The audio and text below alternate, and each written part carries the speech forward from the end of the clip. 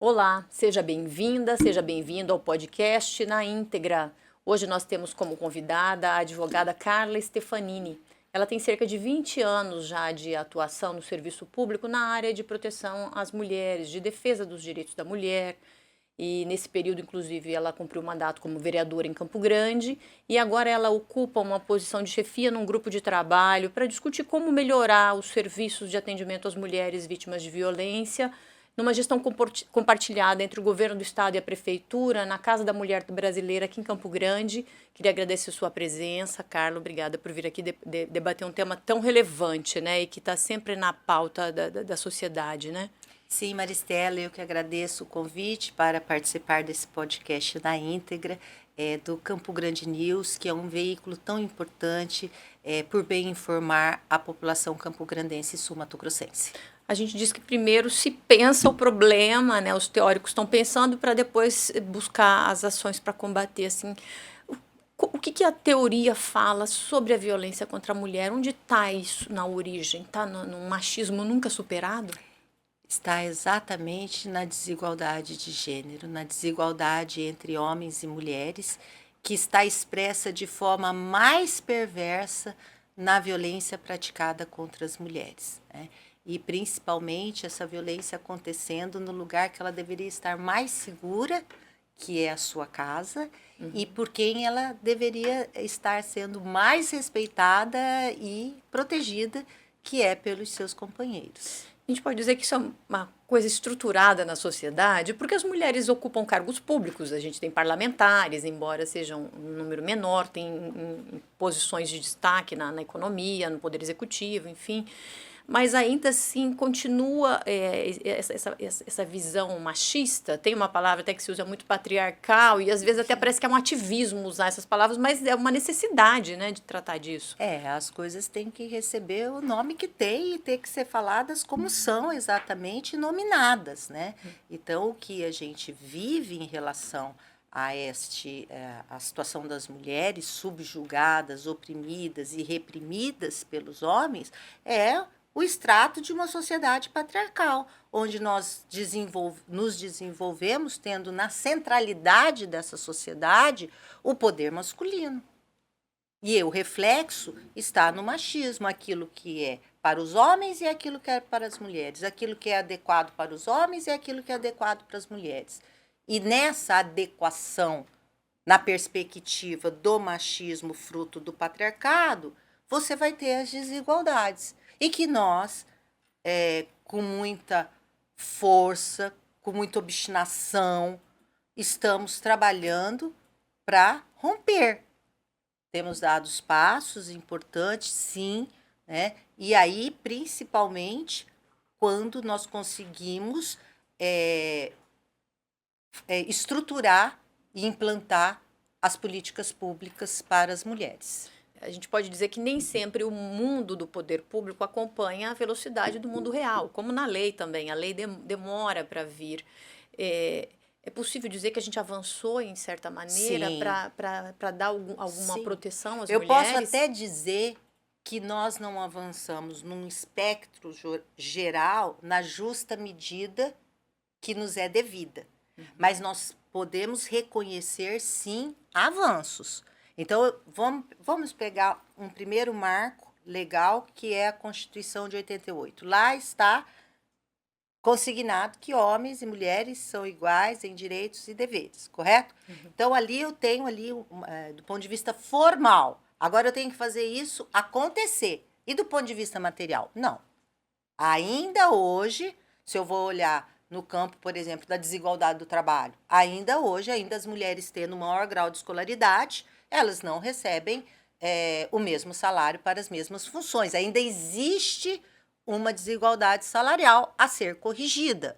Vem uma legislação mais recente para combater e promover que haja essa igualdade. Se eu for falar do campo da violência, né, e esse que é uma das primeiras políticas públicas, a que mais a gente demanda, né, em função de um reflexo muito perverso dessa desigualdade, nós temos um outro marco legal nesse enfrentamento à violência contra a mulher, importante no nosso país, que é a Lei Maria da Penha, que esse ano completa 19 anos. Né? Então, a lei trouxe para fora, ela trouxe para toda a sociedade os problemas que as mulheres enfrentam dentro de casa, né? A crueldade das violências praticadas. Né? Então, ela traz as formas de violência contra a mulher, ela traz um instituto muito importante que são as medidas protetivas de urgência, mas ela também age pedagogicamente quando ela fala na reeducação dos homens autores de violência. E ela fala também nos serviços de proteção às mulheres. A exemplo do que temos hoje, que é a Casa da Mulher Brasileira de Campo Grande, a primeira no nosso país que completou 10 anos em fevereiro desse ano. E ela fala também no campo do sistema de justiça, dos juizados especializados para as mulheres, né?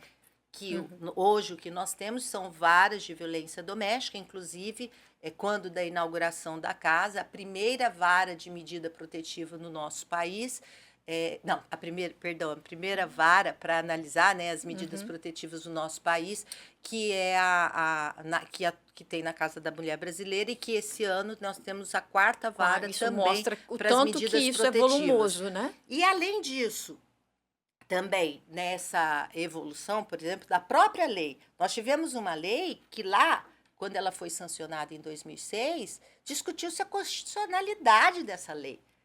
Superado isso, nós fomos vendo o tanto que a lei foi sendo aperfeiçoada. Por exemplo, na questão da medida protetiva hoje, inclui-se também o encaminhamento dos homens para um programa de reeducação. Isso é importante. Por quê? Porque as pesquisas indicam que quando eles passam por esses grupos reflexivos, essa metodologia instituída nesse sentido, a possibilidade de reincidência é muito menor.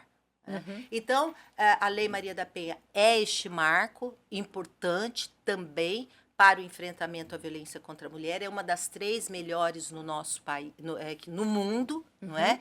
E que nós temos que trabalhar cada vez mais na efetivação dessa lei.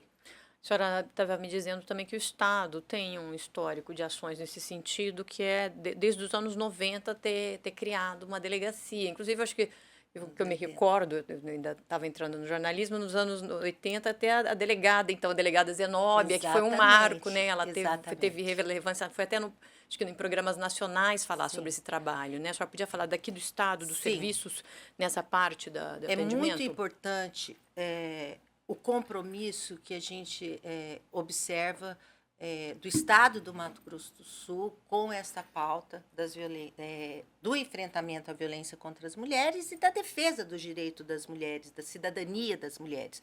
Então, se nós formos começar, década de 80, primeira delegacia instituída no nosso país foi em São Paulo, que completou 40 anos esse ano.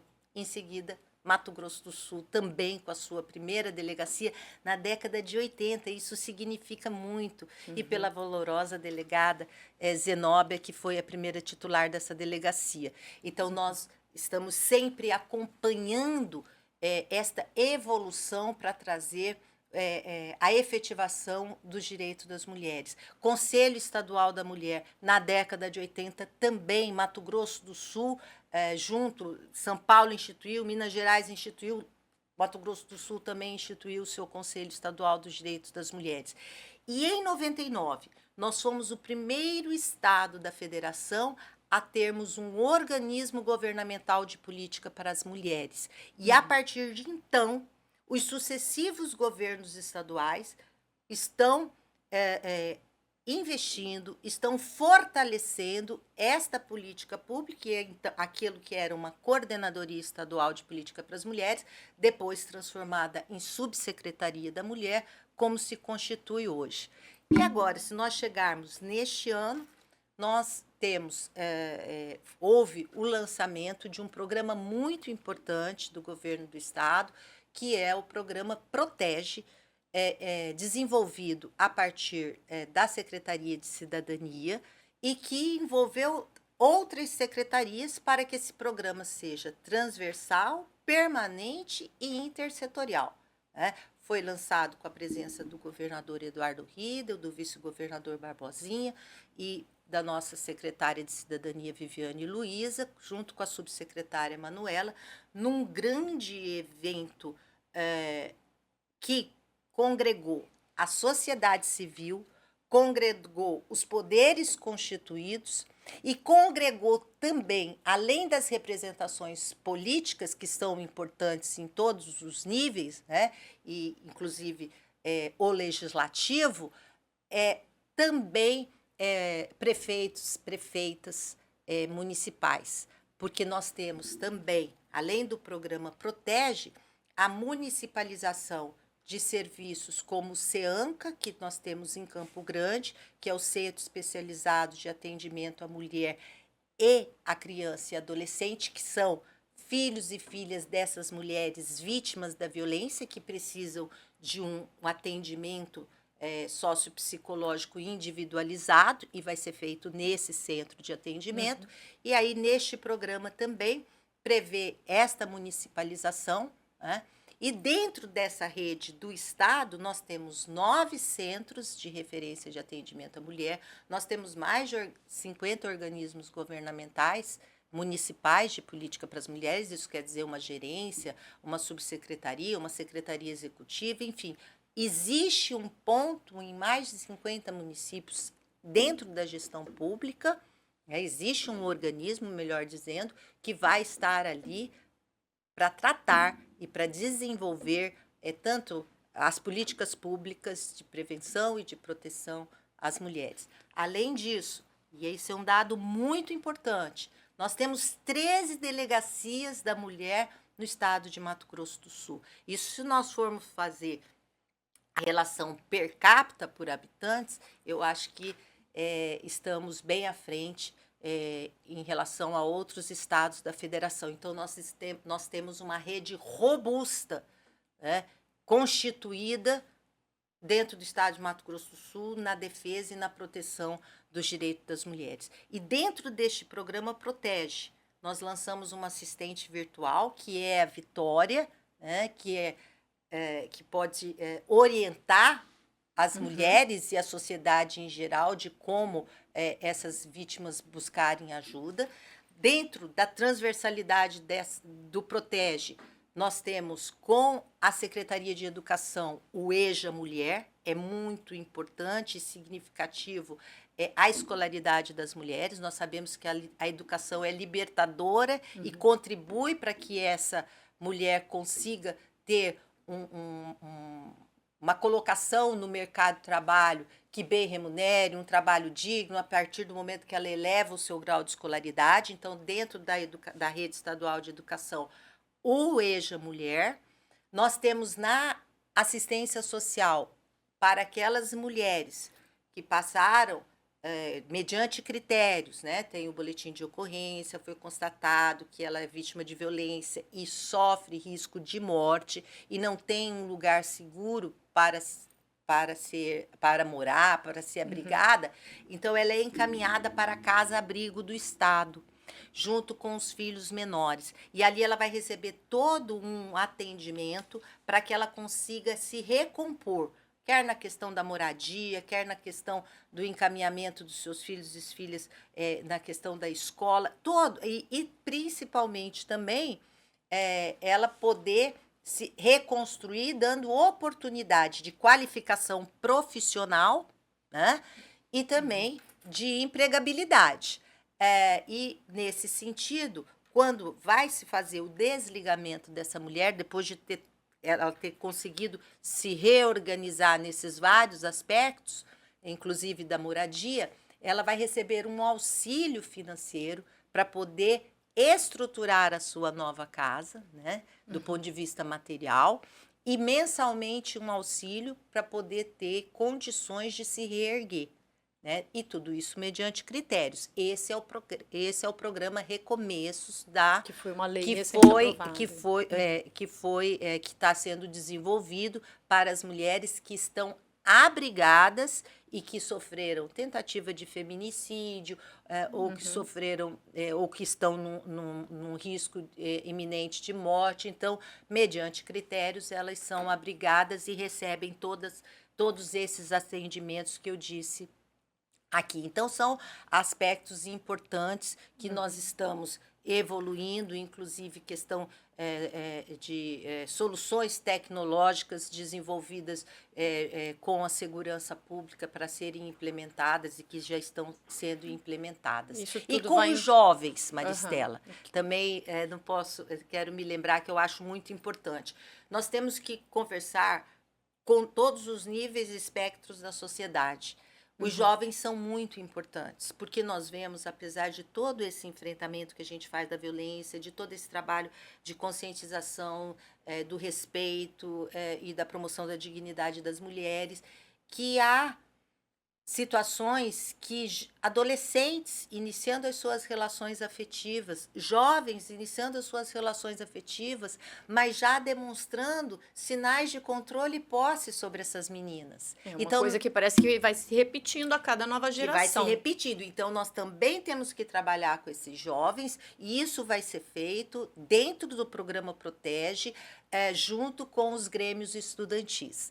E um outro trabalho também, que eu reputo importante, que são com as nossas lideranças comunitárias, que dentro do programa Protege já teve um primeiro encontro, no sentido de dar de orientações, informações, para que essas lideranças comunitárias que estão no cotidiano ali com os seus liderados, né, dentro das suas comunidades, dentro dos seus bairros, consigam e que muitas das vezes os moradores sempre se socorrem por essa ou por aquela situação, pela representatividade que eles têm de liderança, pela confiança que eles têm pela liderança que exercem, eles tenham também as informações devidas para poder bem orientar aquelas mulheres, aquelas meninas da sua comunidade que estão sofrendo violência. O governo, nos seus vários setores, pensa, por exemplo, em colocar isso dentro da escola, porque assim, os números e a gravidade dos casos mostra que está correndo solta a violência. Tem uma parte que depois eu quero perguntar para as senhoras, que é sobre a questão da repressão, da delegacia da mulher, da Casa da Mulher, mas assim, ainda sobre a proteção, sobre a prevenção. Como isso funcionaria na prática dentro da sala de aula, um especialista ir lá e falar sobre o comportamento tóxico masculino? Um dos eixos do programa Protege é a prevenção, porque ele vai trabalhar tanto na questão primária, secundária e terciária. A primária é a prevenção. A secundária é quando você tem aquela mulher já no ciclo da violência. E você tem que dar as condições para ela sair do ciclo. A terciária vai o momento da reparação, que é esse exemplo que eu dei da Casa Abrigo e do programa Recomeços. Mas eu disse lá dos grêmios estudantis. E esses grêmios estudantis, eles estão aonde? Dentro da rede estadual de educação. Isso já está desenhado para acontecer? Não, isso já está dentro do programa sendo efetivado. Né? Esses grêmios vão receber esse apoio para desenvolver essas ações preventivas. E lembrando também que nós temos legislação, tanto no âmbito municipal, quanto no âmbito estadual e até federal, que é da Lei Maria da Penha vai à escola, que é do Agosto Lilás. Então, tem momentos, né, de datas, né, de meses mais marcantes, como é o mês de março, por óbvio, por ser onde está o Dia da Mulher. Temos o Agosto Lilás por conta da Lei Maria da Penha, e nós vamos ter os 21 dias de ativismo pelo fim da violência contra a mulher, que vai de 20 de novembro, alcança o Dia da Consciência Negra, e vai até dia 10 de dezembro, que é o dos direitos humanos. Então, o que acontece?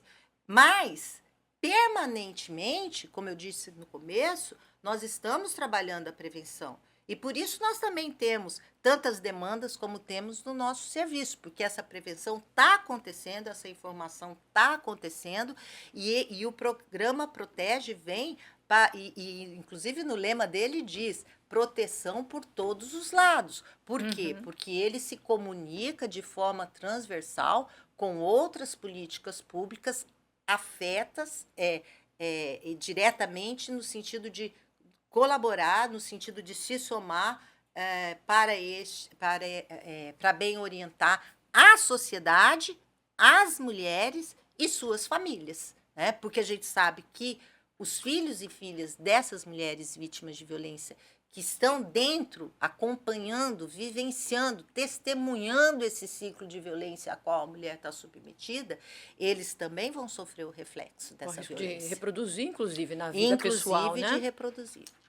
E a senhora contando aí, mostrando que é um assunto que não é envolvendo aquela mulher vítima e o poder público. É um assunto que envolve toda a sociedade, né? Porque diz respeito a todo mundo, né? E isso que eu falo que um dos aspectos que essa visibilidade que a Lei Maria da Penha também deu para esse processo da violência, né?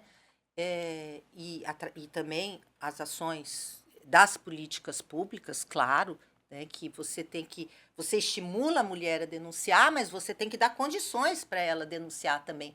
Porque a denúncia é o primeiro passo de uma decisão e que depois ainda vai exigir dela se manter firme naquela decisão, ter apoio para aquela decisão. Por quê? Porque romper o ciclo da violência pode levar até 10 anos.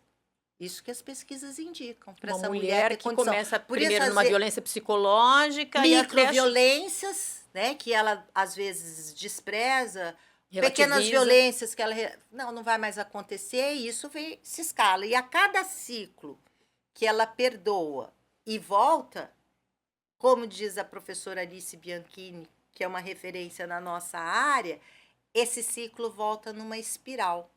E qual é o perigo disso? É lá na frente o feminicídio. E aí, um aspecto importante que a gente sempre deve ressaltar, nós não podemos subestimar uma ameaça. Porque uma ameaça hoje pode ser uma concretização amanhã. E ninguém dorme e acorda e fala, amanhã eu vou matar, hoje eu vou matar. Isso é um processo que está dentro desse ciclo da violência, né? E é a escalada dessa violência que chega nesse feminicídio que nós falamos que é uma morte evitável. Para isso, nós precisamos fortalecer a medida protetiva. A medida protetiva salva vidas. Ela é um anteparo, quando ela uma é um mulher com obstáculo. medida é assassinada, eles tentam muitas vezes fragilizar, dizer, olha, só foi morta porque pediu a medida protetiva. E, na verdade, é porque a situação já tinha chegado numa condição limite, né? E o que eu acho que já até disse isso no começo e repito aqui porque deve ser repetido. 94% das mulheres mortas não tinham medida protetiva. Então, engana-se e mal informa quem diz ou propaga que é apenas um papel. Não é apenas um papel. Tem consequências e, principalmente, atua, contribui para salvar a vida das mulheres. Então, nós precisamos fortalecer a medida protetiva. E aí, só esclarecendo, e acho importante, porque é com a medida protetiva que nós vamos conseguir o afastamento do agressor do lar, que nós vamos impedir que esse agressor se aproxime dessa vítima, quer no trabalho, quer nas suas atividades sociais, quer no local que ela estuda, enfim, vamos impedir que ele aproxime. E principalmente também, e muito relevante isso, que é retirar a posse de arma desse agressor. Né? Porque quando chega ao conhecimento na medida protetiva que ele tem posse, que ele tem arma, essa posse é retirada, essa arma é retirada dele. Então, tem vários aspectos dessa medida protetiva que realmente vão contribuir para a segurança das mulheres. Agora, nós também precisamos da vítima, né? Para que, no primeiro sinal que ele está rompendo essa medida, que ele se aproxime, que ela ligue imediatamente para a autoridade policial, né? Para que ele possa ser devidamente conduzido até a delegacia. Porque quando ele rompe a medida protetiva, esse autor de violência, esse agressor, ele está cometendo um novo crime. Então, se ele não poderia se aproximar dela com medida protetiva, se aproximou, então vai ter consequência. Ele vai poder perder a liberdade. Ele vai poder perder a liberdade, ele pode ser preso, pode ser colocado numa tornozeleira. Se ele tiver com tornozeleira, ele vai poder ser preso. né? Então, a gente precisa, porque, como eu disse, é um novo crime, né?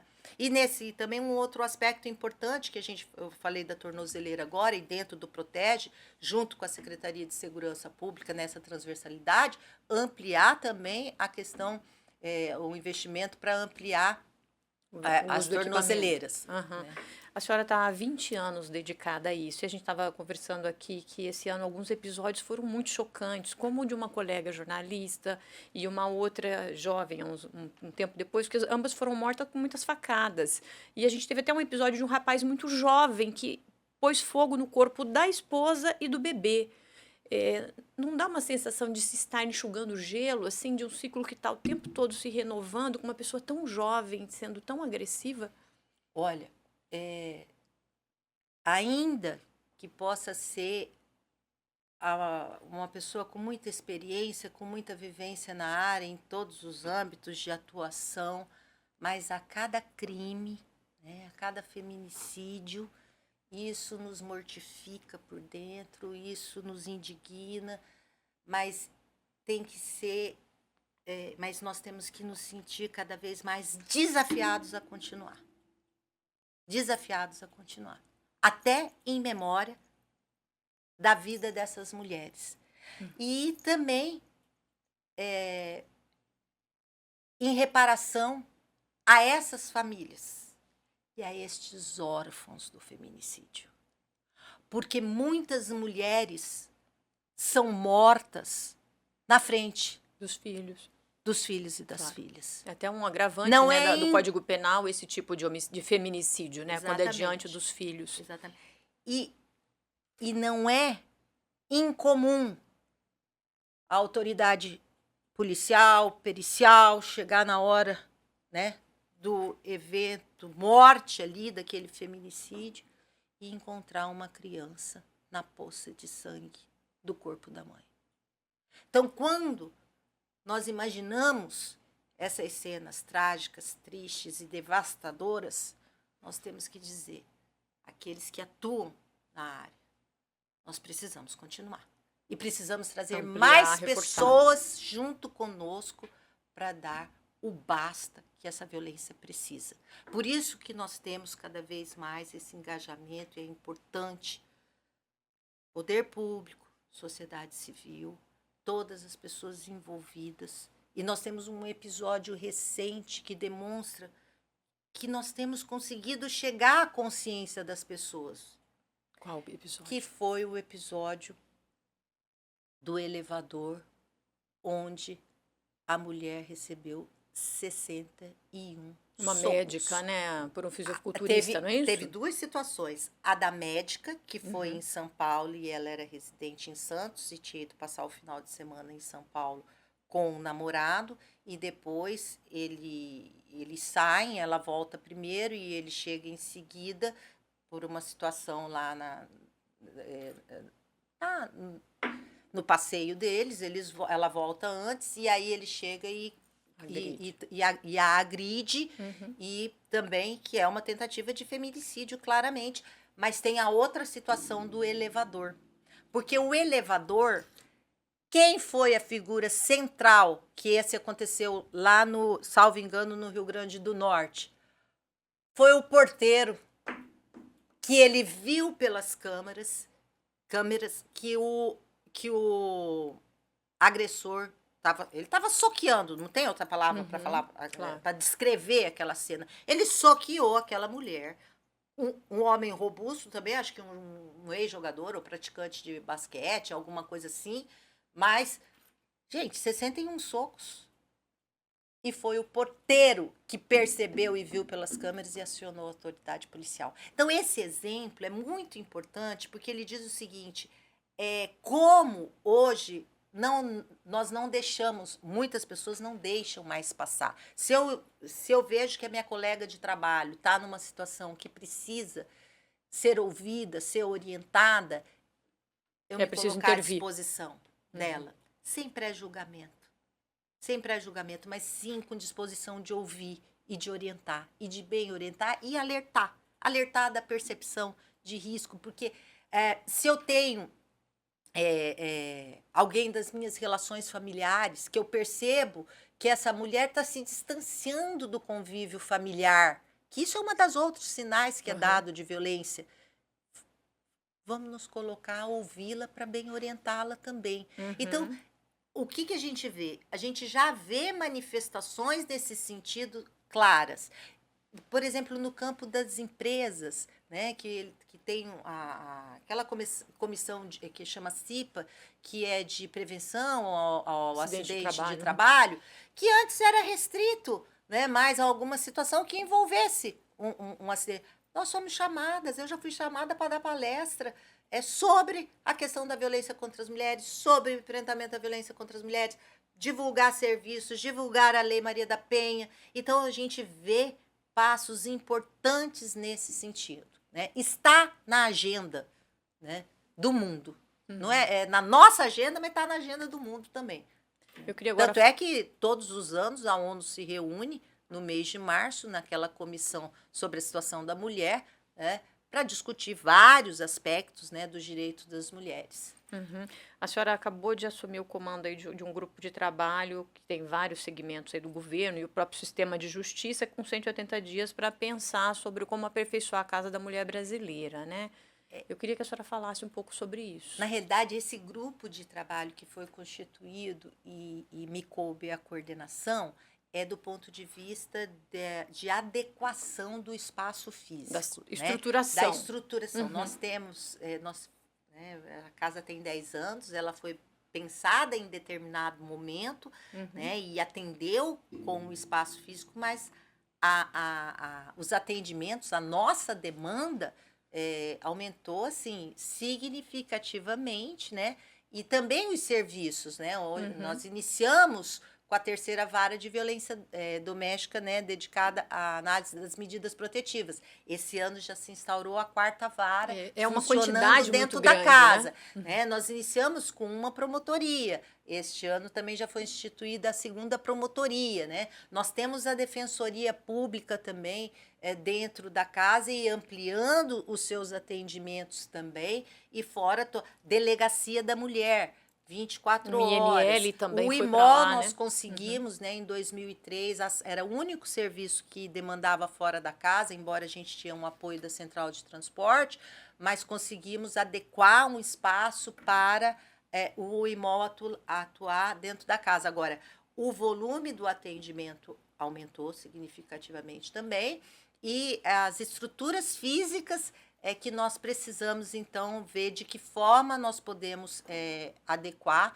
Nós temos também a Delegacia da Mulher, que é 24 horas, né, com funcionando, né, e ali também demanda do espaço adequado, embora agora também, dentro das medidas tomadas de aperfeiçoamento dos serviços, né, para bem atender a nossa população, vai haver uma unidade investigativa da delegacia, né, em outro espaço, né, para que a gente possa fazer a adequação a contento do espaço da Delegacia Especializada de Atendimento à Mulher. Claro que do sistema de justiça, né, a polícia, a defensoria, a promotoria, o judiciário, cada um tem a sua própria dinâmica, mas vocês... A ideia é que a estrutura coloque todo mundo numa condição que tenha mais fluxo de todos os serviços. O que esse aspecto dessa comissão é justamente ver a adequação, as estruturas prediais para bem atender tanto aos que lá trabalham e também as pessoas, a população, especialmente as mulheres que nós recebemos. Porque lá nós temos um alojamento, onde a mulher pode ficar até 48 horas, quando precisa de um lugar seguro para ser encaminhada. Querem ampliar isso costuma ficar cheio, então, ocupado?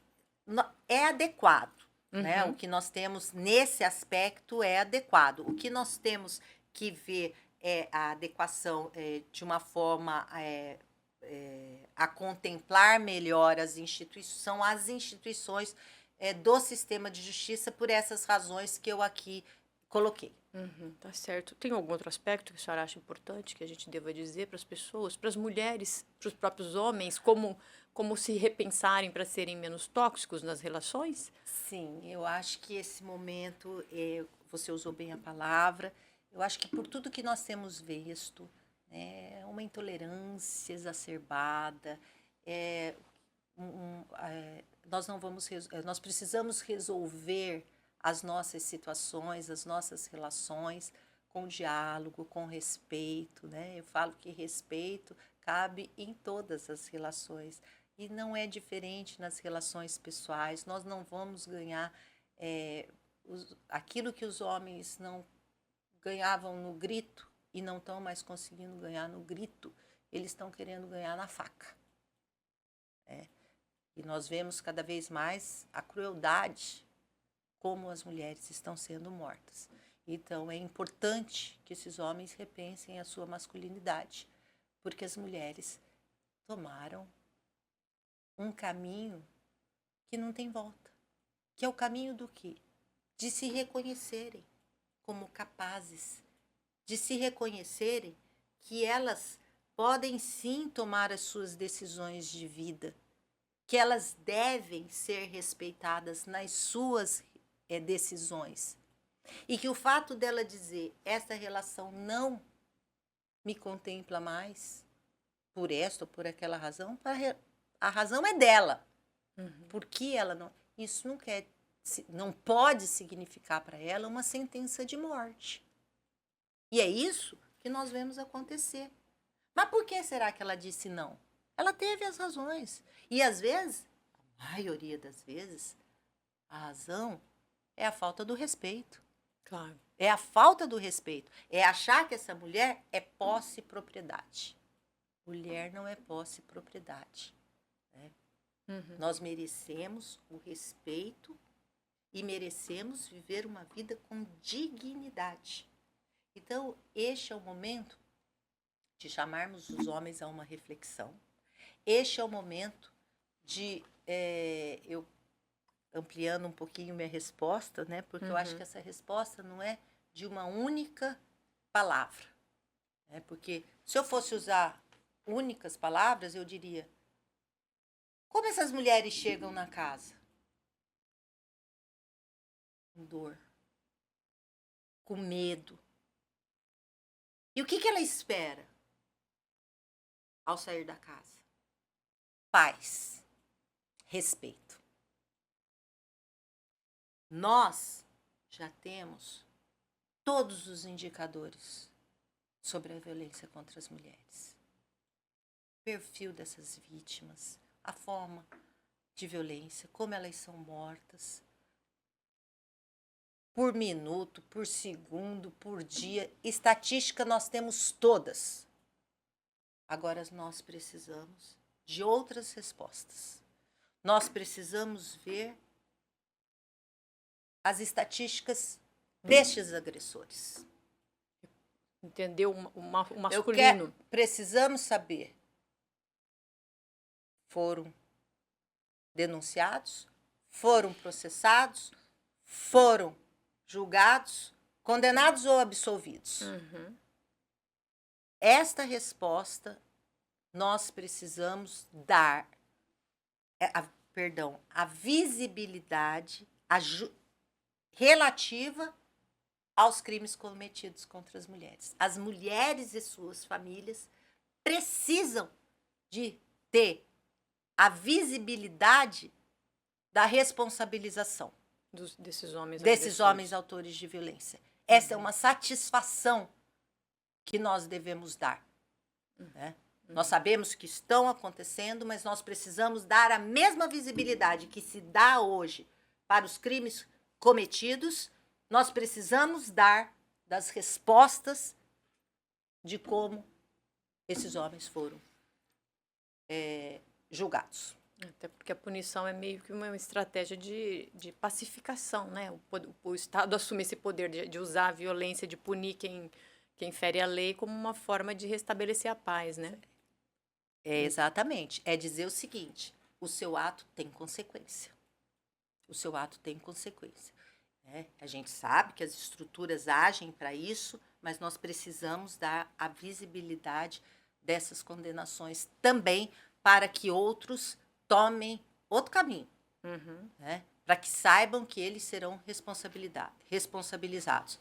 Então, Maristela, é dizer, as mulheres querem respeito. Certo. Queria agradecer a senhora e torcer que a gente não tenha tantas situações para continuar debatendo isso, né? Que esse processo de prevenção supere o processo de repressão, né?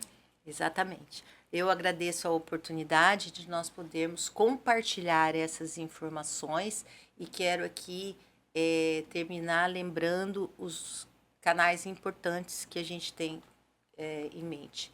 180 é um telefone nacional, uma central de atendimento à mulher de qualquer lugar do país, gratuito, e que você pode denunciar anonimamente ou você pode buscar orientação também. E a própria mulher buscar essa orientação. E o Ligue 190, no ato da violência, ligar 190, que é a Polícia Militar.